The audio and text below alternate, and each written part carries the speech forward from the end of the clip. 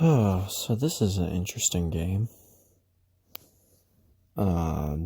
Definitely don't think that I played my best here, but I played a lot better than I usually do at 2 in the morning.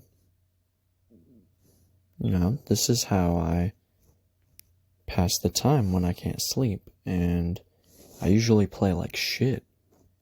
But nah, this game was actually pretty good. So he starts off with e4, classic. I like to start off with, I don't know what move that is. c5? Yeah, that's a pretty good one. It makes room for the knight, so the knight isn't blocking the pawn. If I were to move the knight first, I'd have to move the knight out of the way before I could move the pawn. And it's generally a good idea to try to get that pawn up the queen side, because it's going to help you set up faster. It's going to help you have better positioning. And they can't take the queen square right there. They don't have any of that. He does it anyways. So I capture, of course. He brings his queen out like a silly goose. Immediately. Nope. Dangerous, bro. Dangerous game you're playing, having a king and queen on the same color. Dangerous. So he moves back. Now this I thought was a genius. This pawn right here, it's going to serve two purposes in one move. It's going to move up. Now the queen cannot move to this square or to that square.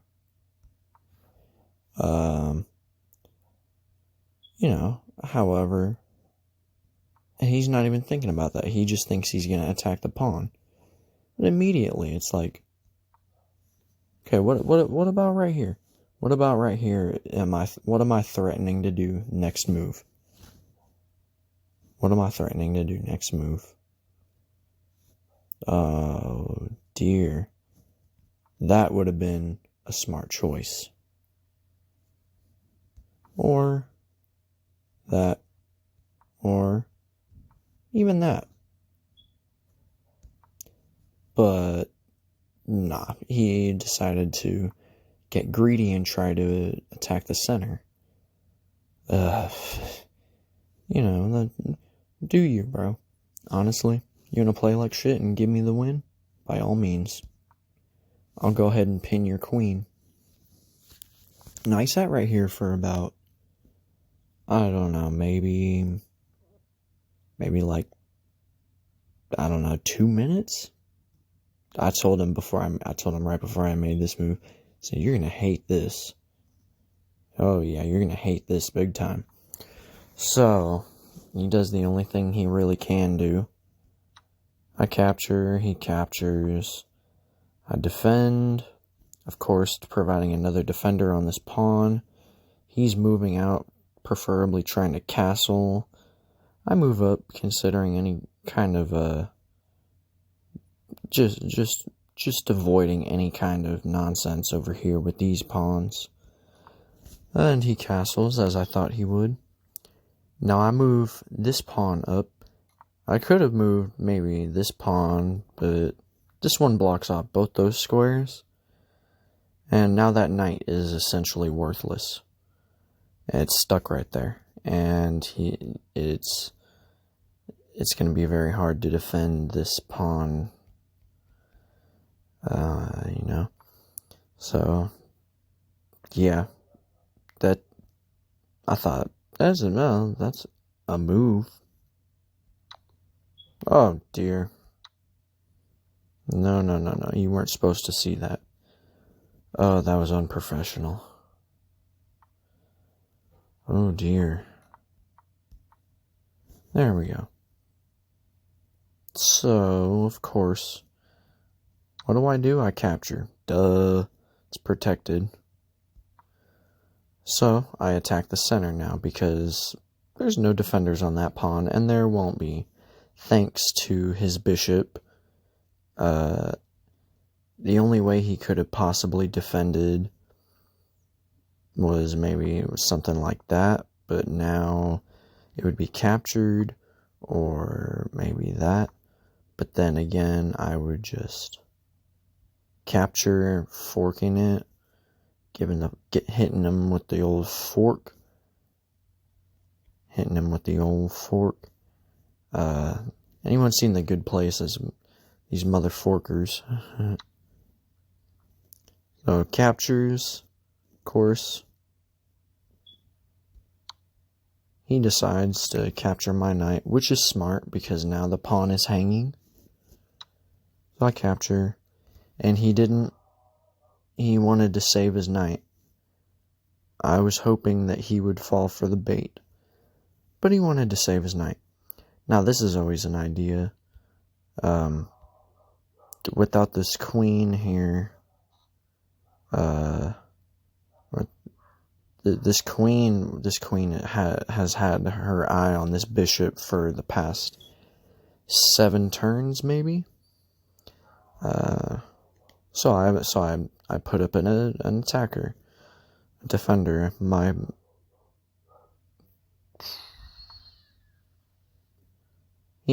I had honestly no idea why he even tried that. I would have just moved the bishop out of danger. But I move up. I digress. I moved up. Now, there's pretty much nothing he can do to save this rook. So he captures. I capture. He moves the knight, attacking the rook, and also removing the blockade. If I capture his other knight, he would capture with mine, but that's not going to happen anymore, so I move back, and he moves his knight over here. I capture, sacrificing the rook. He captures. However, now my queen is deep in his territory, and he's pretty much toast. He fell for. First of all, he fell for this over here. Where's it at now? Oh yes, he fell for this. I can't believe he fell for it. To be honest, most players above 700 would instantly see it. I suppose he realized that rook was basically doomed no matter what, considering the knight is pinned, and that knight is also pretty much pinned.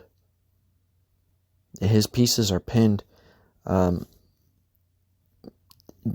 pawns, I do not waste the advantage that the pawns give. I decided to get really good with the pawns, and it paid off in the end. Captures with the knight, sacrifice the rook, captures, moves down, I move up.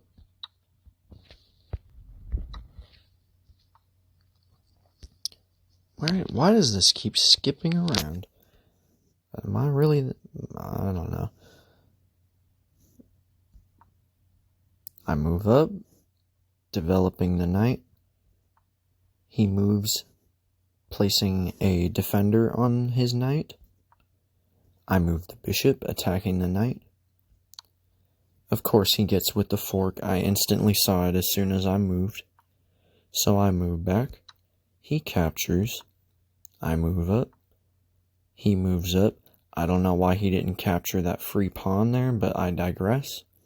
I move my next pawn up, and he captures, once again opening up the rook file like a dimwit, especially with his king castled on that side. That's just suicide, because now after this, if he wants to move right there, well, I could just move right here, and he would be pretty much, I mean, the only thing he could do is move the rook, and then it would be game over. That would be a forced checkmate. However, I didn't go for that. I went for a bit of a more creative victory. When he captures with the knight, I move the queen, thinking about this pawn on this diagonal file right here, plus the knight is hanging. He moves, defending the knight. I move up, attacking the pawn. He moves his rook, defending that pawn. I don't know why he was so interested in defending these pawns over here, when I literally have a one move to checkmate. He removed the one defender that could have saved it.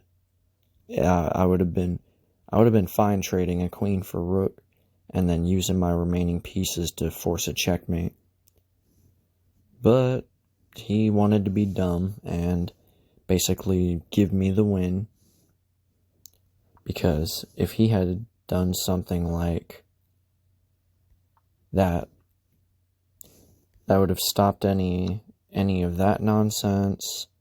It would have stopped any of this, because now he would have had two defenders, and it would have been just a great situation for him all around, or even something like that. But he decided to do quite possibly the dumbest move possible in this situation.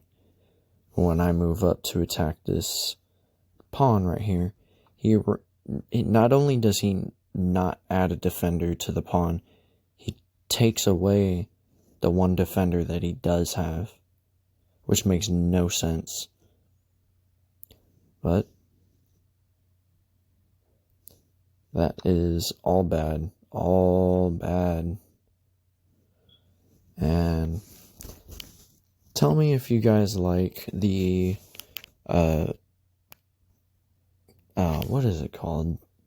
Live commentary, maybe? Analyzing my own matches. Do you prefer me to analyze my own matches or analyze others?